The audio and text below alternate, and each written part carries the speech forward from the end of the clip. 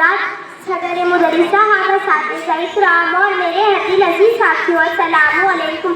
چمن اپنا، وطن اپنا، زمین و آسماں اپنا، چمن اپنا، وطن اپنا، زمین و آسماں اپنا، جہاں میں سب سے پیارا ہے ہندوستان اپنا۔ ماں عزیز قابل قدر سامعین، آج ہم سب بہت یوم آزادی منانے کے لیے یکجا ہوئے ہیں۔ آزادی سے قبل ہم انگریزوں کی غلامی کی زنجیروں میں جکڑے ہوئے تھے۔ انگریز حکمراں بھارتیوں پر ظلم ستم کیا کرتے تھے۔ مسلسل جدوجہد قربانی کے بعد ہمارا ملک 15 اگست 1947 کو آزاد ہوا اور بھارت سے انگریزوں کی حکومت کا خاتمہ ہوا۔ اس لیے ہر سال 15 اگست کو جشن یوم آزادی بڑے جوش و خروش سے مناتے ہیں۔ آج ہم مناسب یوم آزادی منا رہے ہیں۔ آج کی اس خوشی کے موقع پر ہم خلوص و محبت کے ساتھ آزادی کی لڑائی میں حصہ لینے والے وطن کے عظیم رہنماؤں اور شہیدوں کو یاد کرتے ہیں، جنہوں نے اس ملک کے لیے اپنی جانوں کی قربانیاں دی، ڈنڈے لاٹھیاں کھائی، کئی بار جیل گئے اور اپنا سب کچھ اس ملک کی آزادی کے لیے قربان کر دیا۔ آزادی کی لڑائی کے شروعاتی دور کے متوالوں میں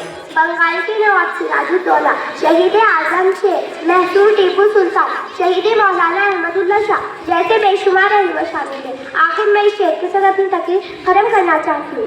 وفاداری وطن سے ہو یہی اسلام سکھاتا ہے، وفاداری وطن سے ہو یہی اسلام سکھاتا ہے۔ ہم اپنے دل کے ہر گوشے میں ہندوستان رکھتے ہیں۔ جے ہند، جے بھارت، اللہ۔